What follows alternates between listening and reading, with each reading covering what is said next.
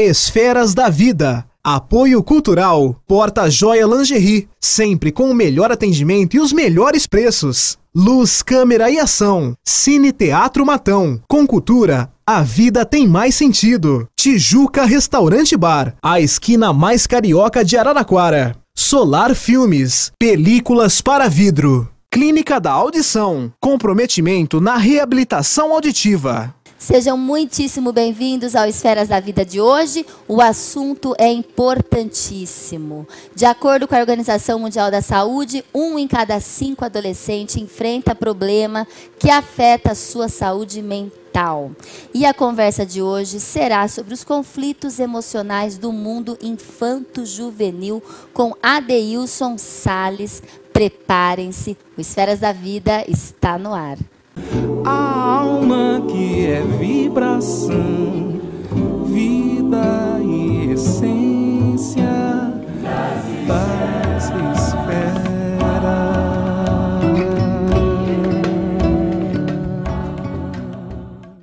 Transmitido pela TV Cultura Paulista e pelo Facebook da TV Cultura Paulista, um olhar sobre a doutrina espírita está no ar. E hoje a gente tem a alegria e a honra em receber o expositor espírita, escritor, mais de 90 livros, Adeilson Salles. Seja muitíssimo bem-vindo. Alegria minha, Priscila, em participar do Esfera da Vida, me dirigir aos papais, às mamães, falar um pouco sobre educação pela ótica que a doutrina espírita nos traz.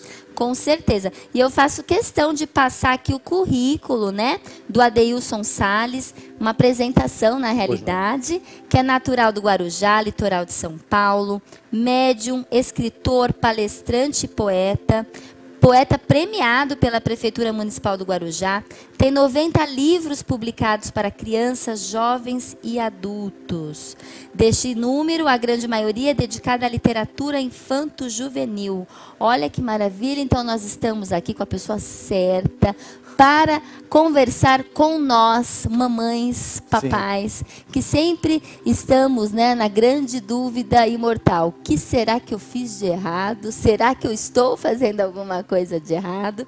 Porque realmente o tema de hoje, os conflitos emocionais no mundo, né, infanto-juvenil, é um tema muito contemporâneo, né? Complexo, atual, complexo, abrangente. E hoje a gente vê, né, como a gente falou aqui no comecinho do programa, seu Adeilson, que muitas crianças, adolescentes, passam por conflitos emocionais sérios, desde depressão, automutilação, até o suicídio. Já que nós estamos aqui no Setembro Amarelo, eu acho que vale a pena a gente conversar, aprofundar sobre esses assuntos e entender o porquê que está acontecendo isso. É muito importante que a gente se detenha nas informações da Organização Mundial da Saúde, que assevera que até o ano de 2020 a depressão será a doença mais incapacitante do planeta. E essa enfermidade emocional, ela vem atingindo cada vez mais um número maior de crianças, de jovens, que experimentando esses conflitos emocionais acabam resvalando em casos de automutilação, de ideia suicida. Então são questões palpitantes e que precisam ser tratadas com urgência, né? E nós entendemos, na nossa experiência, tanto no meio espírita quanto no meio acadêmico, nas escolas em que transitamos, como palestrante, escritor também, que a família seria o local, o porto seguro, ou o local onde existe a gênese dessa problemática, onde começam muitos desses problemas. É claro que sabemos que existem as patologias oriundas de descompensações de enzimas cerebrais e tudo mais, que acabam trazendo consequências de tristeza, de melancolia. Todavia, a grande maioria dos casos tem a sua gênese nos relacionamentos familiares, nas dificuldades em que hoje os pais têm em acessar o coração dos filhos e os filhos, por sua vez, em acessar o coração dos pais. Então, o senhor está afirmando para nós que o início da maioria dos problemas emocionais hoje, dos jovens, das crianças, dos adolescentes, realmente são gerados na família. São gerados no ambiente familiar. na ambiência familiar, né? Com posturas educativas equivocadas, com posturas educativas repressoras, com situações da ausência dos pais na vida dos filhos. Muitos pais estão presentes no lar, mas ausentes da vida dos filhos, gerando o que nós denominamos hoje de uma orfandade emocional, onde as crianças e os jovens estão órfãos. Veja, Priscila, que nós nos deparamos hoje em dia até com casos de crianças que ligam para o CVV, pedindo para que o atendente possa intervir junto aos pais para que eles estejam presentes, ou intervir junto ao pai para que ele cesse a agressão cometida contra a mãe. Então, são quadros dolorosos, muitos quadros, e evidentemente que tudo isso tem uma consequência na formação, na estruturação emocional da criança e do adolescente amanhã. Toda frase dita pelos pais na ambiência doméstica tem consequências no psiquismo dos filhos. Então, é realmente um tempo em que existe muito desvalor na nossa sociedade. Hoje, muitas coisas estão banalizadas, muitos comportamentos desprovidos de bom senso, e tudo isso acaba afetando. Nós precisamos observar tanto as questões na área do psiquismo, da formação emocional da criança, e também na constituição espiritual da criança. Então, muitos pais ainda têm como objetivo, para levar aos filhos a felicidade possível no entendimento deles, a questão da formação acadêmica, do intelecto. Não é? É preciso dar aos nossos filhos a formação na melhor escola da cidade, do estado, do país ou do mundo. Uma das grandes preocupações hoje dos pais é essa: que estrutura eu estou dando para o meu filho? E quando o pai pensa em estrutura financeira, material, justamente, do intelecto, então, realmente. Muita gente ainda acredita que educar é prover, tanto no campo da formação acadêmica, quanto na boa roupa, na alimentação. Isso também é educar. Mas, paralelamente a isso, deve existir uma nova preocupação, já que os institutos acadêmicos do mundo, por mais que sejam categorizados, eles não garantem a felicidade de ninguém.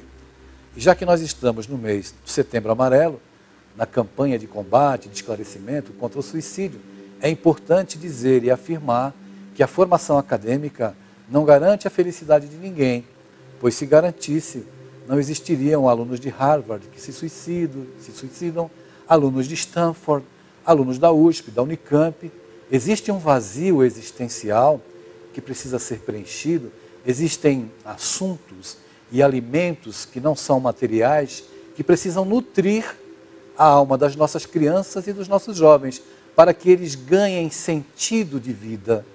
E aí entra, sem dúvida alguma, a família. Fazendo um parênteses, se você me permite, família independente da configuração que ela tenha, ok? Claro. Existindo amor e respeito, é uma família que pode ser um instituto educacional a fomentar valores éticos morais. E isso, certamente, irá fazer toda a diferença na vida da criança e do jovem. Então a gente precisa começar a mudar a nossa perspectiva do que é educar. Com certeza. E a família é a base. A família... Como que a gente pode agora, para quem está em casa, explicar quais são os deveres da família? Quando você quer ter um filho, seja gerando ou adotando, o que você tem que... Qual a sua expectativa, né? O que você tem que esperar de você, daquela situação, das suas responsabilidades? Vamos falar um pouquinho da responsabilidade da família perante aquele filho que é recebido, porque muita gente quer engravidar, mas não sabe o que a responsabilidade, né? Quero adotar uma criança, quero, né, ter uma atitude altruísta, humanista. Sim. Então, às vezes não entende a profundidade do ato de cuidar, de se responsabilizar por uma criança, por uma pessoa. Nós devemos nos fazer algumas indagações, e muitas indagações. Em primeiro lugar, quando nós optamos pela paternidade, pela maternidade, e eu falo isso como resultado dos meus próprios erros, como pai, né? Muito do que eu falo tem a ver com as coisas que eu aprendi ralando ali, experiências, sofrendo, né? das experiências e do meu intercâmbio com os jovens. Então, eu aconselho você a não ter filho, a não adotar. Mas já se você fizer a opção, você tem que saber que você vai estar envolvido com essa criança, com esse jovem, o resto da sua vida. Você tem que saber que você vai ter que abrir mão de muita coisa que hoje você prioriza na sua vida. Porque educar é priorizar a educação daqueles seres que nós trazemos para a ambiência doméstica, para conviver conosco, para poder passar valores, dedicação. É importante que se entenda que a mãe, por exemplo, é até um ser que mereceria ser estudado. São os únicos seres que depois que nascem os filhos dormem com o olho aberto, outro fechado, porque instalam um GPS ali e elas vão precisar do filho. Impressionante. É impressionante. O sono não é mais o mesmo. Então, as mães sabem muito bem ao que eu estou me referindo. Os compromissos sociais não serão mais os mesmos. O tempo para o futebol não será mais o mesmo. É preciso que haja consciência e a necessidade de uma entrega. Caso contrário, o processo educativo irá perecer. Porque é preciso participar do mundo dos filhos. É preciso estar presente no mundo dos filhos. Ser pai ou mãe hoje exige presença na vida dos filhos e interesse pela vida dos filhos.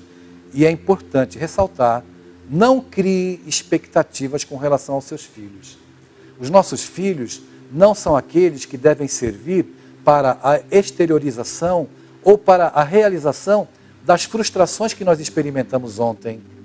Nós precisamos entender que os nossos filhos têm limitações, assim como nós temos. Então, transferir para os filhos muitas expectativas de realizações, certamente irão gerar frustrações. Educar é a grande possibilidade de experimentar essa via de duas mãos que é a educação, onde eu educo, eu oriento, mas eu aprendo com o educando, porque os nossos filhos também têm o que nos ensinar. Com certeza. E o senhor falou da participação. Não basta ser pais, nós temos que participar. E eu ouvi certa vez, uma história de um pai contando que o filho queria, porque queria aquela história de bolinha lá, aquela piscina de bolinha. Sim. Eu dei a piscina de bolinha para ter sossego, para ter paz. Foi lá, comprou a piscina de bolinha, mas o filho queria que ele visse ele brincando na piscina de bolinha. Claro. Então, assim, não adianta o comprar. O filho quer o que? A presença. E isso hoje, nesse mundo virtual, é o mais difícil. É o mais difícil. Porque as crianças estão muito também no celular e os pais também. Sabe, então, a presença, a participação é luxo hoje. É verdade. Das pessoas. A vida virtual hoje vem servindo como rota de fuga para aqueles que vivenciam conflitos emocionais, tanto crianças quanto jovens, e preferem estar vinculados ao mundo virtual, ao mundo real, onde existe a ausência dos pais, onde eles experimentam uma solidão muito grande e onde eles podem vivenciar a representação de alguns personagens ou de situações que eles gostariam de viver. Então eu me recordo de um caso muito especial em que uma mãe me procurou para me dizer que estava preocupada porque flagrou o filho de 9 anos assistindo um filme pornográfico. E ela, aturdida com a situação, veio me indagar o que seria possível fazer. E eu tive que perguntar a ela, a senhora não sabia que através de um telefone celular, qualquer criança ou qualquer adolescente acessa qualquer tipo de conteúdo? A banalização do sexo hoje é um dos fatores que acabam deflagrando conflitos emocionais, tanto para a criança quanto para os jovens, já que os adultos que deveriam conversar sobre esses temas também não conversam e não tratam de assuntos que são importantes para a formação e para a estruturação psicológica da criança e do jovem, já que tudo está banalizado. Esse menino estava assistindo um filme pornográfico e, para surpresa da mãe, era um filme de um relacionamento homoafetivo. Eu conversei com o garoto e percebi que ele já tinha uma condição de feminilidade, tanto na oralidade quanto no gestual. Então era um garoto, uma criança que precisa de orientação. Orientação não para demonizar aquilo que ele já está manifestando como condição psicológica e emocional, que seria uma afetividade. Mas alguém que o oriente, para que ele saiba em que tipo de mundo ele vai viver, para que ele saiba, à medida que ele já procura um filme pornográfico, o que significa a relação de intimidade entre duas pessoas, independente do sexo. Todo esse universo, sabe, Priscila, vem permeando o mundo, tanto da criança quanto do jovem hoje. Então, eles têm acesso a tudo.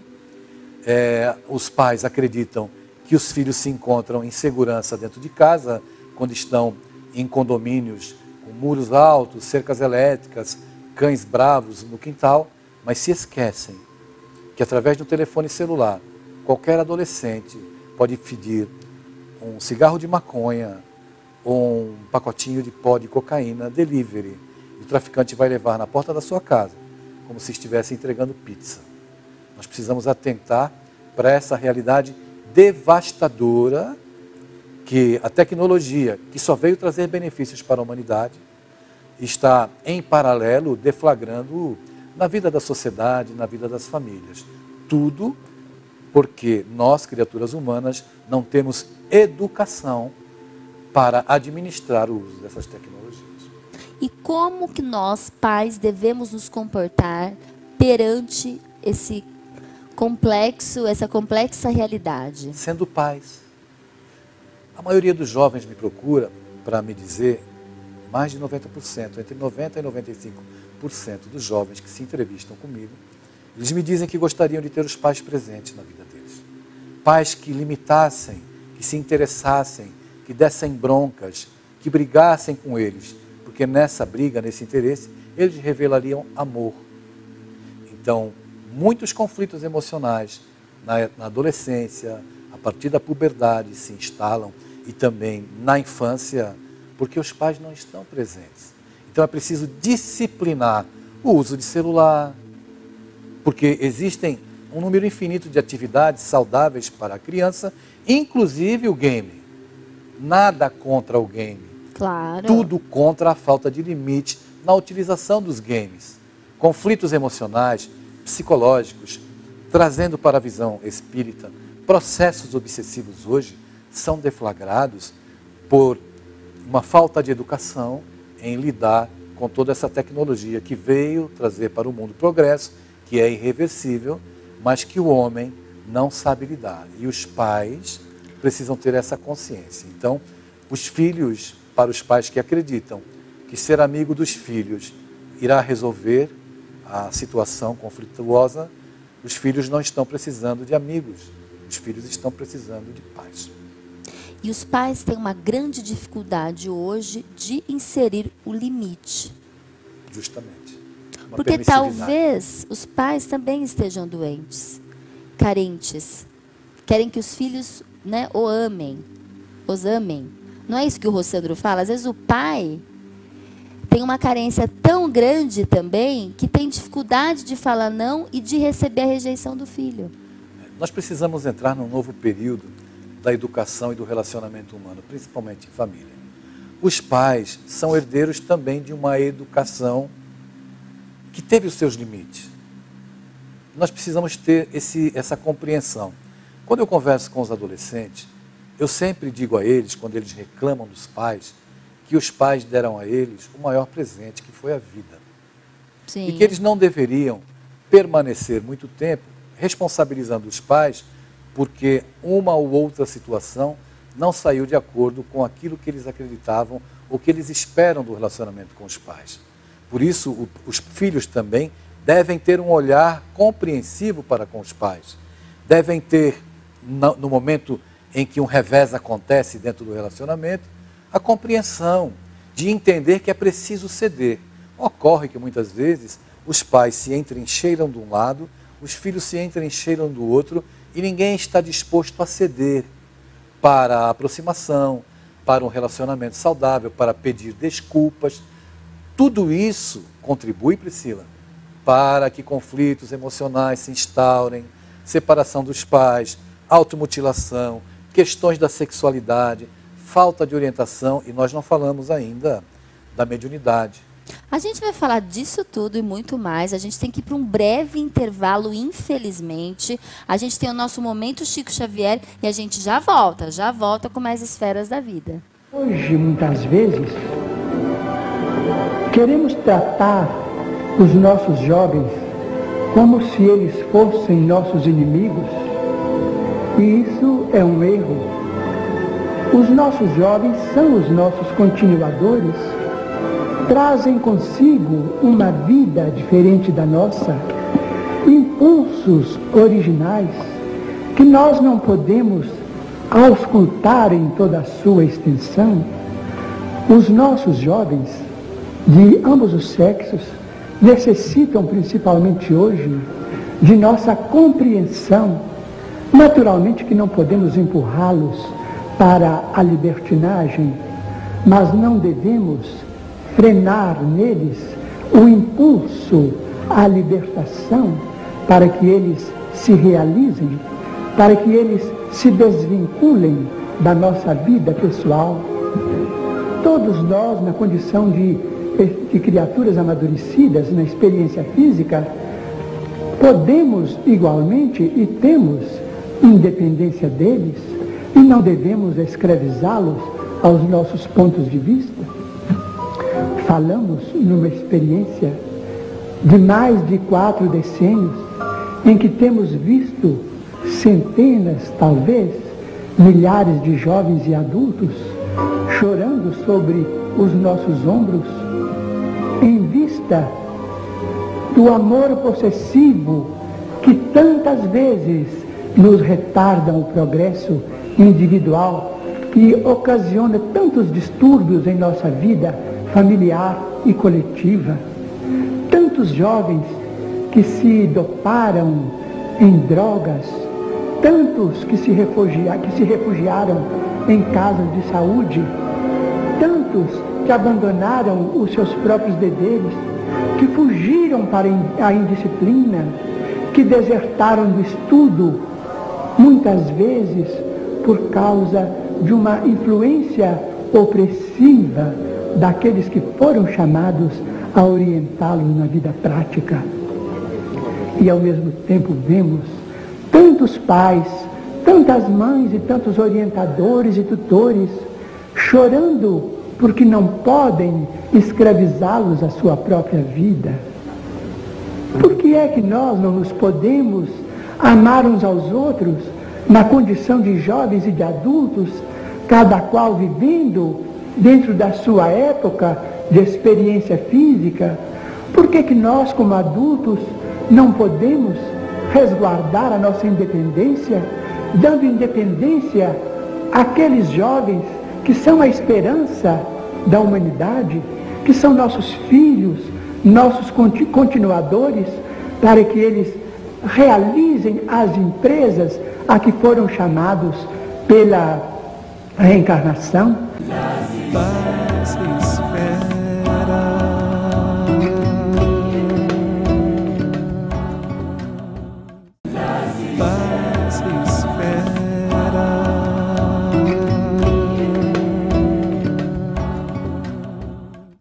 De volta ao Esferas da Vida, hoje a gente conversa sobre os conflitos emocionais no mundo infanto-juvenil com Adeilson Salles. Mas antes eu sempre conto aqui para vocês as nossas dicas de leitura. E as 2 dicas são Revista Internacional de Espiritismo e o jornal O Clarim. Sempre com títulos, com matérias educativas e que abordam, né, a visão espírita em relação a todos os temas. Então, Revista Internacional de Espiritismo e Jornal O Clarim é pela editora O Clarim. Vai passar todos os dados aí para vocês na telinha.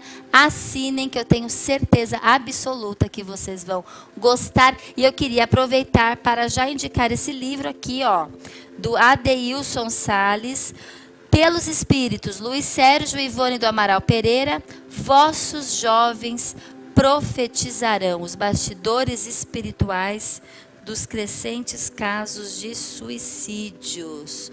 Não sei se dá para ver certinho aí na telinha. É extremamente importante a gente conversar sobre o que está acontecendo com os nossos jovens, com as nossas crianças hoje. Muitas pessoas comparam, antigamente não era assim, o que será que aconteceu? As crianças não tinha índice de depressão em criança, hoje tem de 6 a 9 anos. E de acordo com a Organização Mundial da Saúde, esse índice é crescente de crianças, de jovens, né? A história da automutilação, o que está acontecendo, como que os pais, quais são os sinais para os pais que estão em casa, como que eles podem perceber que algo está errado? Só aproveitando a tua deixa na abertura desse bloco, para dizer que eu sou colunista da Revista Internacional do Espiritismo. Olha! Eu estou com uma coluna há 3 meses voltada para o público juvenil e também para os pais. Chama-se Corações Juvenis, onde nós tratamos de diversos assuntos, né? Inclusive dessa temática. Por isso que eu falo que a Revista Internacional de Espiritismo e o Jornal Clarim sempre com as melhores sem dúvida, sem dúvida. matérias e artigos. Parabéns, que bom. Bem, os sinais são muitos. São muitos. O relacionamento conflituoso com os pais, separação dos pais, questões na área da sexualidade, medo de se mostrarem como são. Então, o que eu vou dizer agora é uma fala recorrente. Eu falo sempre isso, porque eu julgo importante e libertador no relacionamento entre pais e filhos. Eu sempre pergunto para os pais se eles falam com os filhos. E todos os pais dizem que falam. Então, eu peço para eles pararem de falar. Porque com filho a gente não deve falar. Com filho a gente deve conversar. Porque quando a gente fala, é porque nós já temos uma proposta de educação e uma repetição das nossas ideias, dos nossos ideais, para que eles aceitem e acatem como objetivo de vida. Mas quando nós conversamos, nós nos permitimos ouvir a essência do que está no coração dos nossos filhos. Quando nós permitimos um diálogo, e abrir diálogo não é abrir mão da autoridade, mas abrir diálogo possivelmente é abrir mão do autoritarismo, do adjetivo, do grito, do berro e da comparação, que é devastadora no processo de formação emocional de qualquer criança e qualquer jovem.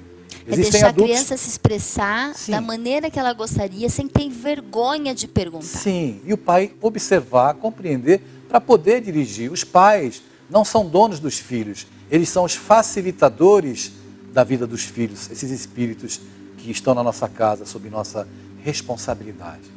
Diante de toda essa realidade do mundo de hoje, em que eles passam mais tempo conectados do que conversando com os pais, se eu não conversar com meu filho, eu não saberei quem ele é.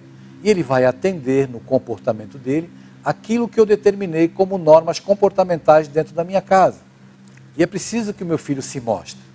Então, no bojo dessa situação dolorosa que nós vivemos hoje, existem os jovens que entram em processos de automutilação, porque dói menos cortar o próprio corpo do que a dor que eles experimentam na alma. Existem também aqueles que... Olha, isso é muito triste. Sim, é muito triste. É doloroso, né? É um assunto muito abrangente, muito vasto, que revela o que se passa no coração dos nossos filhos. Se eles manifestam irritabilidade quando os pais se dirigem a eles, se eles procuram se isolar do convívio familiar, se eles querem permanecer muito tempo dentro do quarto, os pais que entendem que o fato dos filhos estarem dentro do quarto é melhor do que eles estarem na rua, precisam repensar essa ideia, porque estar dentro do quarto, conectados com redes de computadores e apenas em contato com o celular, significa que eles podem estar visitando uma página que os ensine a praticar o autoextermínio. Significa que eles podem estar acessando conteúdos pornográficos inadequados. Significa que eles podem estar tendo, de maneira involuntária e inconsequente, contato com pedófilos. Então, a educação hoje, não é, e a segurança hoje não se restringe mais à proteção física. A educação hoje necessita e pede que nós trabalhemos a segurança no âmbito da conversa, do olho no olho, da proximidade, principalmente na presença dos nossos filhos. E a partir do momento que a gente percebe esses sinais de afastamento, automutilação, como lidar?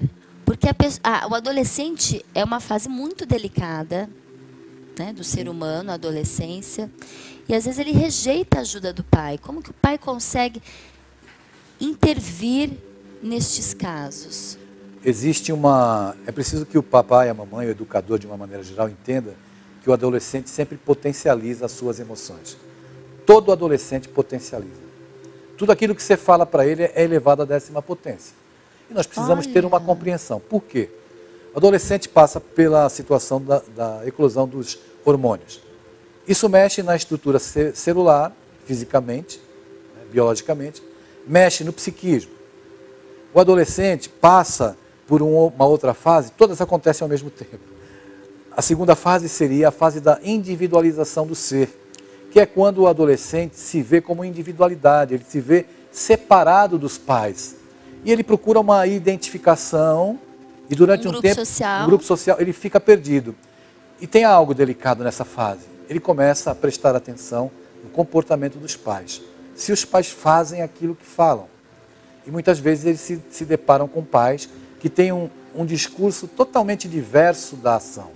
Então nasce no meio da sala da sua casa aquele jovem que começa a te confrontar. Essa confrontação vem de uma rebeldia que surgiu do nada? Evidentemente que não. Vem da observação do adolescente, de uma falta de coerência dos próprios pais. Mas como os pais são autoritários e exigentes, não estão dispostos a ouvir críticas ou ouvir uma resposta que os tire da zona de conforto, realmente acaba se estabelecendo aí um momento conflituoso na relação. O outro fator importante são as reminiscências de vidas passadas, em que o adolescente vai assumindo o seu psiquismo consoante as suas experiências de tudo que ele já realizou durante as vidas que já viveu. Então ele vai se assumindo. E se ele não recebeu durante a infância valores educativos que norteiem a vida dele na adolescência, ou seja, quando o mundo faz os convites, ele vai atender sempre o lado das paixões. Se ele não recebeu valores, ele não tem vetores introjetados nele que construíram ética e moral, bases para que ele faça as escolhas seguras. O quarto fator é da mediunidade. Ninguém é médium a partir dos 18, a partir dos 21. É um fator orgânico. Nós nascemos com esse fator e sofremos influência espiritual. Dentro desse caldeirão, dessas 4 situações que eu narrei, a mediunidade complementa, né, esse quarto fator, dizendo que é um período realmente muito delicado. Por isso é necessário que a criança e o jovem tenham presentes em sua vida referências sólidas, que lhe deem segurança, lastro, que eles se sintam confortáveis. É preciso dizer não, é preciso frustrar os nossos filhos para que eles parem de crescer, acreditando que todos os desejos são direitos adquiridos. Muito bom, a gente precisa ir para um pequeno intervalo e a gente já volta com mais Esferas da Vida. Paz espera. Paz espera.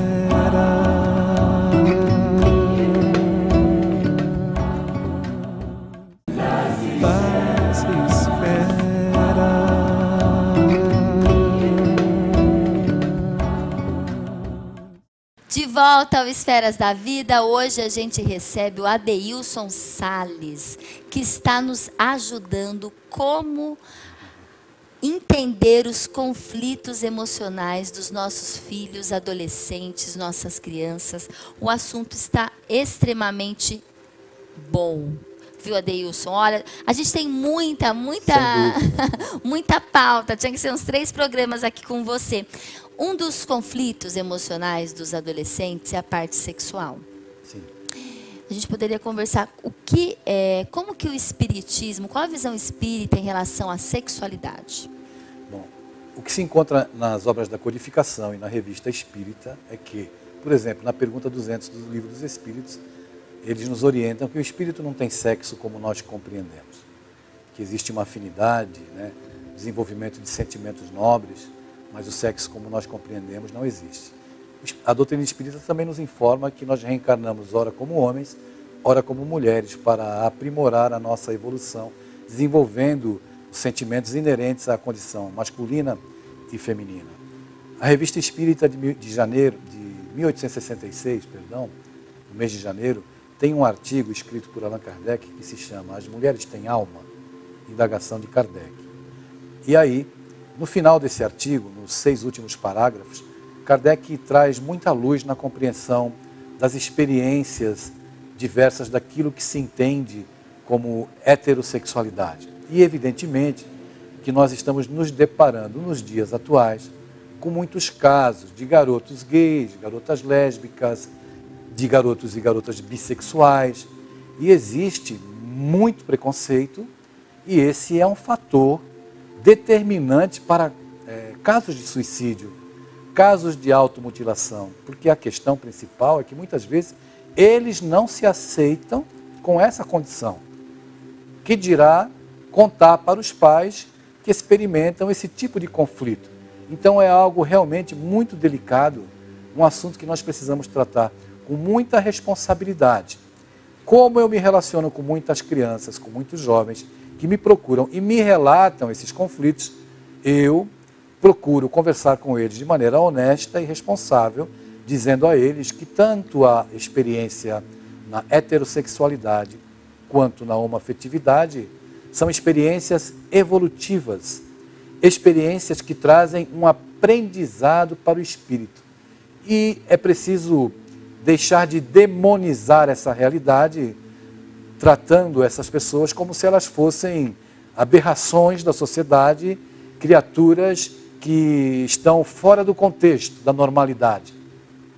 É importante dizer que condição sexual, cor da pele, piercing, tatuagens não definem o caráter de ninguém. Com certeza, com certeza. A gente precisa deixar isso muito claro. E quando os jovens me procuram, eu procuro focar na orientação, dando a eles segurança, em primeiro lugar, para que eles se autoaceitem. Porque o mundo vem de estereótipos de felicidade, Priscila. Então, muitos jovens miram, focam naquele ideal de felicidade, naquele estereótipo que a novela apresenta, que o jogador de futebol, o atleta apresenta, e quando o garoto e a garota não se veem, né, identificados ou não conseguem se ver no futuro com aquela ideação de sucesso, eles entram em processos muito conflituosos de sofrimento, resvalando, automutilação, suicídio e uma série de coisas. Mas, no lado da sexualidade, como você foi muito objetiva, eu quero ser muito objetivo na resposta.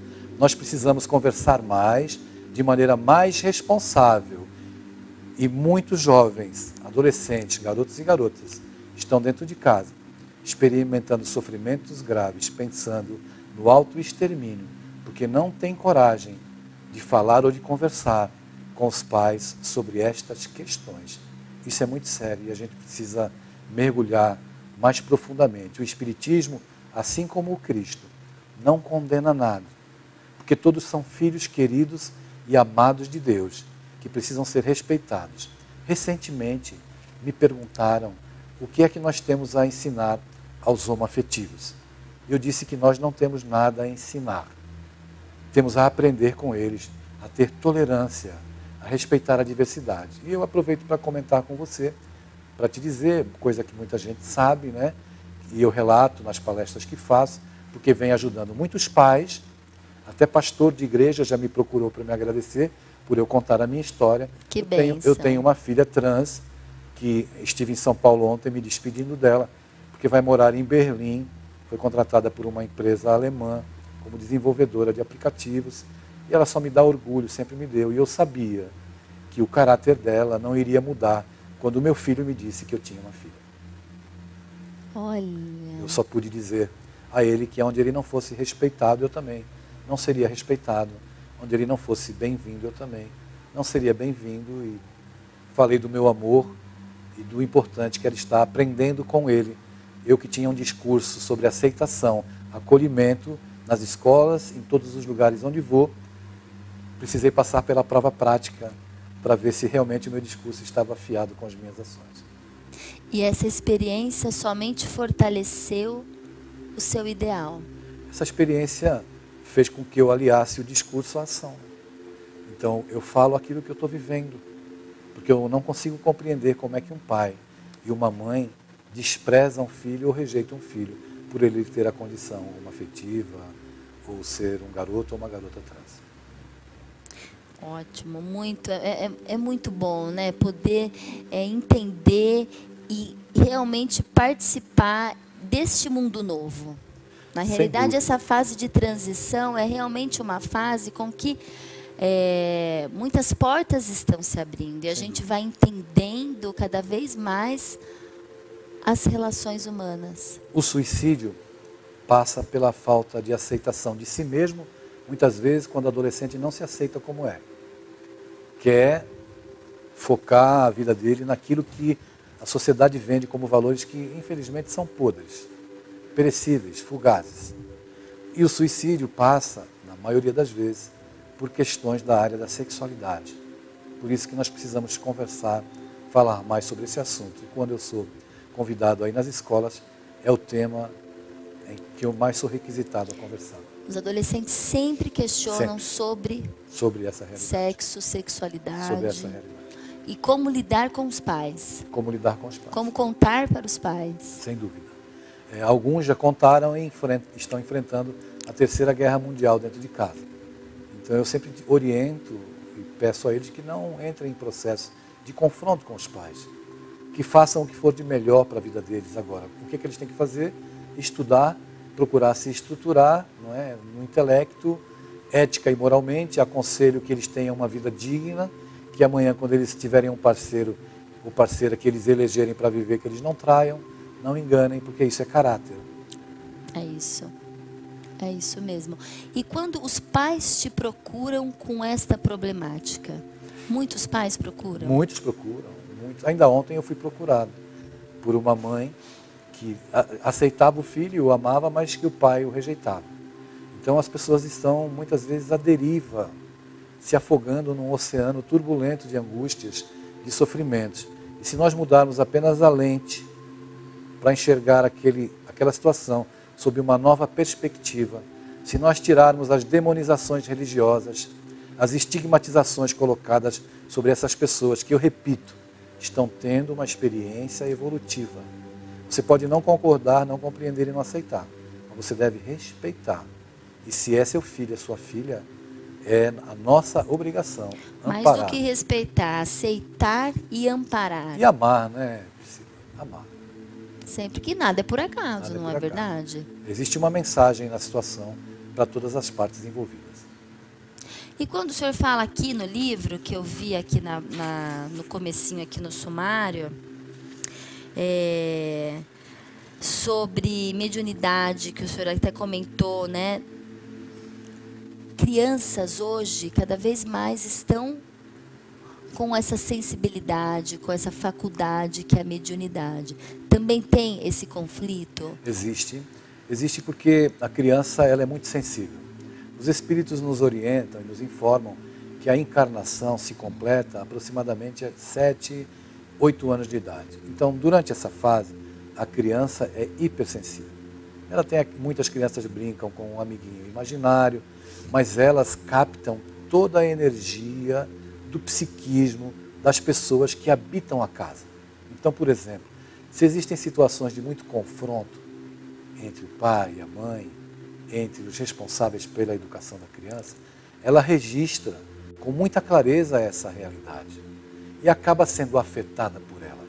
Daí a necessidade de nós empreendermos esforços de educarmos os nossos filhos, de termos conversas saudáveis, salutares, de limitarmos as informações que chegam do mundo exterior, né? Os produtos que o mundo vende já para o período infantil, porque a criança está suscetível a isso. Então, nesse período, nos informam os espíritos, lá na questão 383 do Livro dos Espíritos, que o espírito passa pelo período infantil, porque é justamente nesse período que ele está suscetível a receber valores éticos morais, não é? Para fomentar um caráter de um homem de bem. Ele seria modelado nessa idade. Isso, para que no período da adolescência ele tivesse dentro de si valores que norteiem as escolhas dele.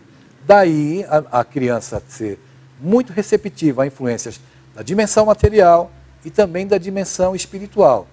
Lembrando, e me referindo agora aos educadores, aos pais, você não está educando um corpo, você está educando um espírito imortal.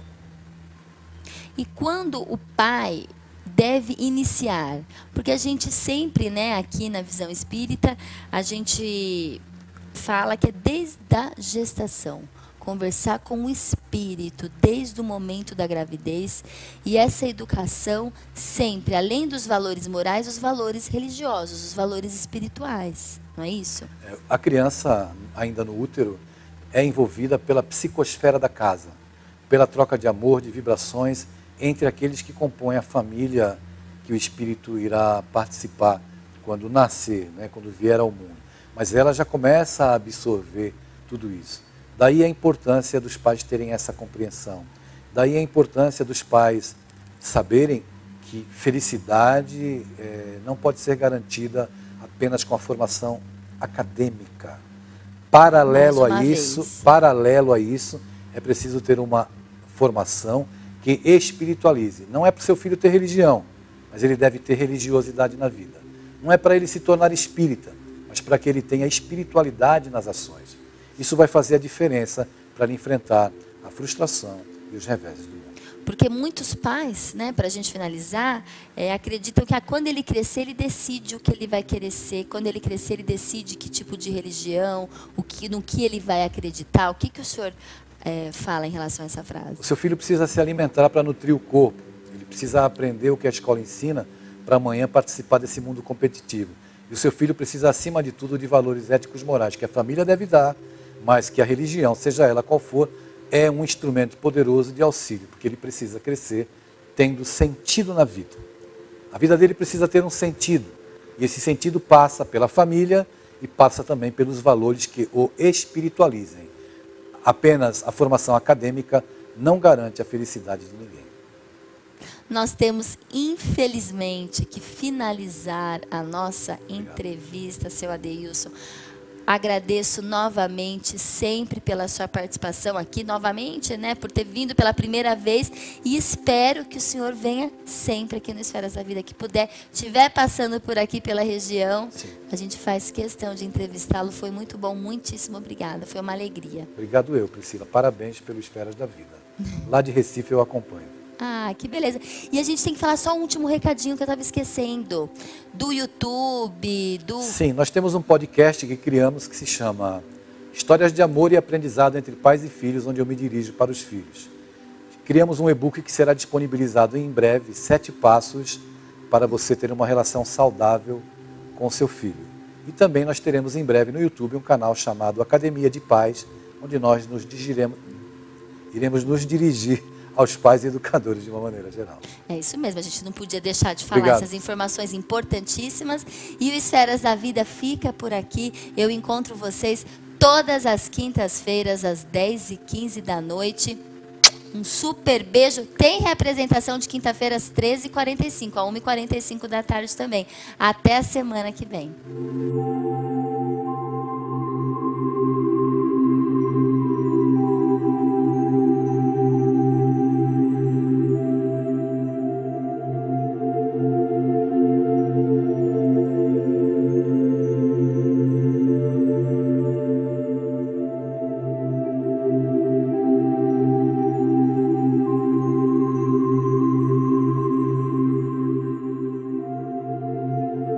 Esferas da Vida. Apoio Cultural. Porta Joia Lingerie. Sempre com o melhor atendimento e os melhores preços. Luz, câmera e ação. Cine Teatro Matão. Com cultura, a vida tem mais sentido. Tijuca Restaurante Bar. A esquina mais carioca de Araraquara. Solar Filmes. Películas para vidro. Clínica da Audição. Comprometimento na reabilitação auditiva.